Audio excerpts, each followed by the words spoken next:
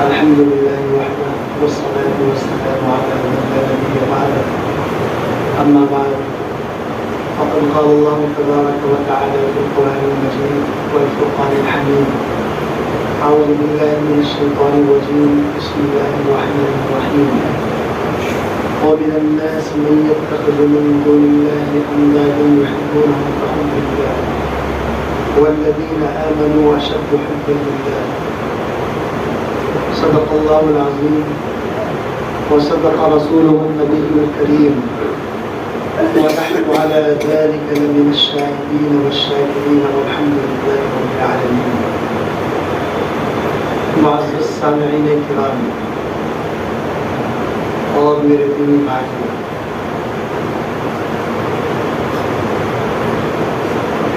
اللہ رب العزت نے مذہب اسلام کو محبت والا مذہب بنایا ہے۔ اس مذہب کے اندر آپ دیکھیں گے،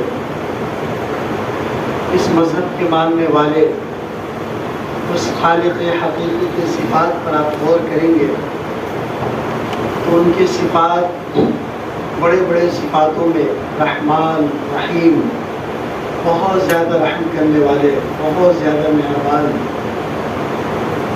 اور اس امت کے نبی، ہم سب کے آقا و مولا سرکار دو عالم صلی اللہ علیہ وسلم تمام کائنات کے لیے رحمت للعالمین ہے۔ ان کی ذات بھی سراپا رحمت ہے۔ مسلمانوں کو اللہ رب العزت کی ذات سے محبت ہونی چاہیے۔ اسلام سراپا محبت والا مذہب ہے۔ اس کے بہت سارے حکموں کو آپ دیکھیں گے، انسانوں کے حقوق کی بجاوری کے اندر ہر جگہ محبت نظر آتی ہے۔ لیکن آج جس ماحول میں ہم اور آپ زندگی گزار رہے ہیں، مسلمانوں نے مغربی کلچر کو اپنا لیا ہے اور مغربی تہذیبوں کے دل دادہ ہو گئے۔ آج خاص طور پر اس مہینے کے اندر جو فروری کا مہینہ چل رہا ہے، اس کے اندر غیروں نے اور مغربی تہذیبوں نے نہ جانے کیسے کیسے خرافات کے نام پر مسلمانوں کو بھٹکانے کی اور اسلامی طور طریقے سے ہٹانے کی کوشش کی ہے، جو سراپا شیطانی چال ہے، اور ہمارے مسلم نوجوان اس چال کے اندر پھنستے جا رہے ہیں۔ اس فروری کے مہینے کے اندر کچھ ایام مخصوص کر دیے ہیں مغربی کلچر والوں نے، پرپوز ڈے کے نام پر، ویلنٹائن ڈے کے نام پر، چاکلیٹ ڈے کے نام پر، اور نہ جانے کیا کیا خرافات ہوتا ہے۔ اسلام اس محبت کی تعلیم دیتا ہے جس محبت کے اندر پاکیزگی ہے، ایک دوسرے کا عزت نفس کا احترام کیا گیا ہے، ایک دوسرے کی عزت کو سمجھنے کی کوشش کی گئی ہے۔ لیکن یہ جو مغربی کلچر اور مغربی تہذیب ہے، جس کے ہم اور آپ دل دادہ ہوتے چلے جا رہے ہیں اور اس کو فالو کر رہے ہیں، یہ محبت کے نام پر شیطانی چال میں مسلمانوں کو پھنسانے کی کوشش کرتے ہیں۔ یہ جو چند ایام ہیں، ویلنٹائن ڈے کے نام پر، پرپوز ڈے کے نام پر، چاکلیٹ ڈے کے نام پر، نہ جانے کیا کیا خرافات ہوتے ہیں۔ ایک اجنبی نوجوان مرد کا ایک اجنبی نوجوان عورت سے ملنا، پارکوں کے اندر، ریسٹورنٹ کے اندر پھولوں کا گلدستہ پیش کرنا، محبت کا اظہار کرنا، یہ صرف اور صرف ہوس پرستی، نفسانی خواہشات کو پورا کرنے اور تھوڑے بہت رومانس کو حاصل کرنے کا ذریعہ ہے۔ اس کے اندر پائیداری نہیں ہے۔ اسلام نے اس محبت کی تعلیم دی ہے۔ اسلام نے کہا ہے تمہیں اگر محبت کرنی ہے تو تم نکاح کا پیغام بھیجو اور نکاح کے بندھن میں جڑ جاؤ، اور یہاں تک کہا کہ تمہاری بیوی تمہارے لیے لباس ہے، تم ان سے سکون حاصل کرو، تم اس کے عزت نفس کا احترام کرو، وہ تمہارے عزت نفس کا احترام کرے، اور تمہاری محبت ایک دو دن کی نہ ہو، چند مہینوں کی نہ ہو، بلکہ تا مدت حیات اس محبت کے بندھن میں بن جاؤ۔ اور تمہاری یہ کوشش ہونی چاہیے کہ تم اس کی دنیاوی ساری ضروریات کا خود کفیل بن جاؤ اور اس کی کفالت کرو، اور اس کے جنت میں جانے کے تدابیر اختیار کرو۔ یعنی کہ جیسے ہی آپ نکاح کے بندھن میں جڑتے ہیں، اس وقت سے لے کر موت تک، اور موت کے بعد آخرت کی زندگی جنت تک، یہ محبت کا ساتھ ہوتا ہے۔ یہ اسلامی محبت ہے، اور اسلام نے اس محبت کی تعلیم دی۔ لیکن آج ہمارے مسلم نوجوان مغربی تہذیبوں کے اندر نہ جانے کیسے کیسے طریقے اپنائے جا رہے ہیں، اور مسلم معاشروں کے اندر ہماری بہنیں، ہماری بچیاں گھروں سے نکل کر غیر محرموں کے ساتھ پارکوں کے اندر، ہوٹلوں کے اندر، ریسٹورنٹ کے اندر ملتے ہیں، اور نہ جانے کیسے کیسے گناہ کا ارتکاب کرتے ہیں۔ اسلام نے بد نظری کو بھی حرام قرار دیا ہے۔ اگر کوئی غیر محرم لڑکی ہے تو اسلام نے یہ تعلیم دی ہے کہ تم اس پر نظر جما کر بھی نہیں رکھ سکتے، تمہارے لیے اس کا دیکھنا بھی ناجائز اور حرام ہے، کہ جائے کہ تم اس سے ہاتھ ملاؤ، اس سے ہدیہ پیش کرو، اس سے گلے ملو، اس کے ساتھ کھانا کھاؤ، اس کے ساتھ اٹھو بیٹھو، اس کے ساتھ پارکوں میں ٹہلو، گھومو پھرو۔ یہ سارے کے سارے ناجائز طریقے ہیں اور ناجائز راستے ہیں۔ اسلام نے مسلمانوں کو اللہ رب العزت کی ذات سے محبت کرنے کا حکم دیا، اور قرآن کریم کے اندر اللہ رب العزت نے ارشاد فرمایا، جو سچے پکے مومن ہوتے ہیں، جو صحیح معنوں میں ایمان والے ہوتے ہیں، وہ اللہ کی محبت میں بہت سخت ہوتے ہیں۔ اور پھر دوسرا محبت کا تقاضا یہ ہے کہ ہم سرور کائنات صلی اللہ علیہ وسلم کی ذات اقدس سے محبت کریں، اور محبت یہ تقاضا کرتی ہے کہ ہم جس ذات سے محبت کریں اس کے لیے ہم اپنی قربانی پیش کریں، وقتوں کی قربانی، مالوں کی قربانی، اور اس کے حکم کی بجا آوری کریں، اس کی فرمائش کو پوری کریں، اس کے احکامات کو پورا کریں۔ تو اللہ کی محبت کا مطلب یہ ہے کہ ہم اللہ کے احکامات پر 100% عمل کرنے والے بن جائیں، پھر جا کر ہم صحیح معنوں میں اللہ کی محبت کے دعوے دار کہلائیں گے۔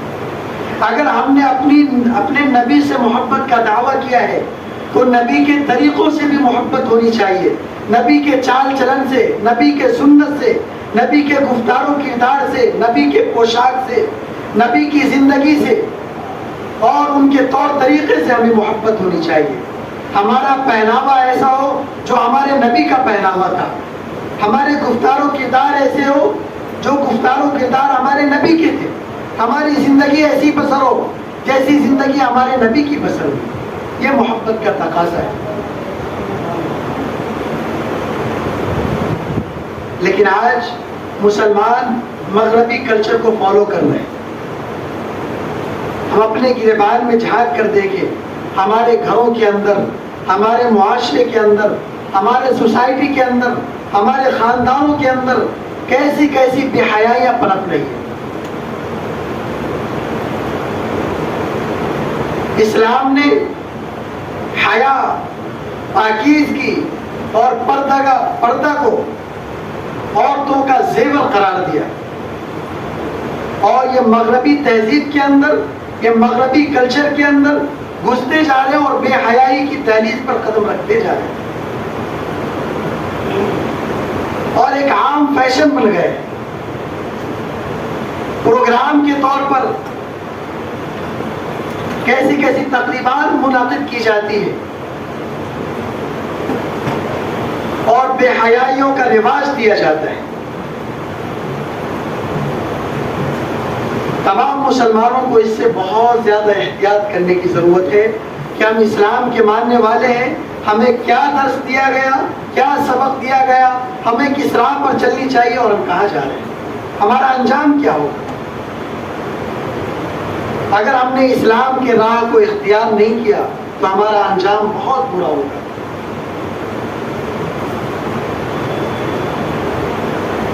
ایک دوسری ضروری بات یہ عرض کرنی ہے، یہ آئندہ جو ماہ مبارک آ رہا ہے، رمضان المبارک کا مقدس ترین مہینہ آنے والا ہے، اس مہینے کی تیاری ابھی سے کرنے کی ضرورت ہے۔ رمضان المبارک کو اللہ رب العزت نے تقوی کا مہینہ قرار دیا، اور روزہ جو فرض کیا گیا ہے اس کی وجہ اللہ رب العزت نے بیان فرمائی۔ تم پر روزے اس لیے فرض کیے گئے تاکہ تم متقی بن جاؤ، پرہیزگار بن جاؤ۔ آپ روزے کی حقیقت پر غور کریں گے تو آپ کو پتہ چلے گا، طلوع صبح صادق سے جب ہم سحر کھاتے ہیں اس وقت سے لے کر غروب آفتاب تک جب افطار کا وقت آتا ہے، ان درمیان کے اندر ہمارے سامنے لذیذ سے لذیذ کھانا ہو، عمدہ مشروبات ہو، اور ہم بند کمرے میں بھی ہو، پھر بھی ہم نہیں کھاتے اسے، صرف اس بنیاد پر کہ ہم نے روزہ اللہ رب العزت کے لیے رکھا ہوا ہے، اور اللہ رب العزت کی نگاہ سے ہم اوجھل نہیں ہیں، ہمارا روزہ خراب ہو جائے۔ تو یہ روزہ مسلمانوں کو تقوی کا درس دیتا ہے، اور تمام مسلمانوں کو متقی بننے کے لیے، پرہیزگار بننے کے لیے یہ مہینہ آ رہا ہے۔ تو کیا رمضان المبارک کے آتے ہی ہم سارے گناہوں سے ایٹومیٹک بچنے لگیں گے؟ ایسا نہیں ہے، اس کے لیے ہمیں ابھی سے پریکٹس کرنی پڑے گی، اور اس کی پریکٹس یہ ہے کہ ہم سوشل میڈیا پر کم سے کم وقت خراب کریں۔ آج کل ہر مسلمان کے ہاتھ میں موبائل ہے، اور نہ جانے کیسی کیسی بے حیائیاں موبائلوں پر وجود میں آتا ہے۔ ننگی تصویروں کو دیکھتے ہیں، اور ننگی تصویروں کو دیکھتے ہیں، غیر محرموں کو دیکھنا ناجائز اور حرام قرار دیا گیا۔ جس طریقے سے ہمیں بازاروں کے اندر، محلوں کے اندر، سڑکوں پر غیر محرم عورت پر نظر ڈالنا حرام اور ناجائز ہے، اسی طریقے سے موبائل پر بھی ننگی تصویروں کو دیکھنا ناجائز اور حرام ہے۔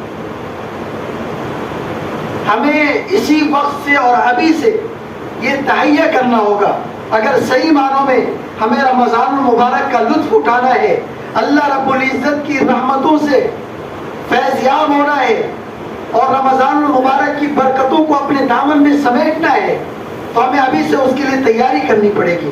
ہمیں سوشل میڈیا کو چھوڑنا ہوگا، فضول باتوں کو چھوڑنا ہوگا، جہاں جہاں ہم وقت کو ضائع کرتے ہیں ان اوقات کی روٹین بنانی ہوگی۔ ابھی سے ہم قرآن کریم کی تلاوت کریں، اور آپ یقین جانیں اگر گلاس کے اندر پانی بھرا ہوا ہو تو اس کے اندر آپ پانی ڈالیں گے تو پانی نہیں آئے گا، پہلے اس کو نکالنا پڑے گا۔ ہمارے دلوں کے اندر جو گناہوں کی خباثت بڑی ہوئی ہے، جو بے راہ روی بڑی ہوئی ہے، ان تمام گناہوں سے ہمارے دل کو پاک کرنا ہوگا، توبہ و استغفار کے ذریعے، عبادات کے ذریعے، نوافل کے ذریعے، پھر جا کر ہمارا دل خالی ہو جائے گا۔ پھر رمضان المبارک کے رحمتوں سے، برکتوں سے ہم فیضیاب ہو پائیں گے، اور ہمارے دلوں کے اندر رحمتیں اور برکتیں اتریں گی۔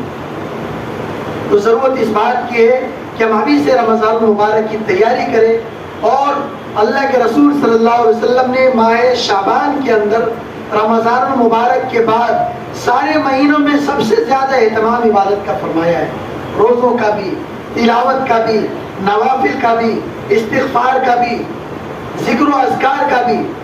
لہذا ان تمام چیزوں کا ہم روٹین بنائیں، اور ہمارا جو وقت ضائع ہوتا ہے ان اوقات کو ہم ضائع ہونے سے بچائیں، اور اپنے گناہوں پر توبہ و استغفار کریں، اپنے دلوں کو خالی کریں، تاکہ ہم یہ جو تقوی والا مہینہ آ رہا ہے، اور اس مہینے کے اندر اللہ رب العزت کی طرف سے جو بے شمار رحمتوں کا نزول ہوگا، برکتوں کا نزول ہوگا، ہزاروں لاکھوں کی تعداد میں مسلمان مومن بندوں کی اللہ رب العزت مغفرت فرمائیں گے، بخشش فرمائیں گے، اس میں ہمارا بھی نام آ جائے۔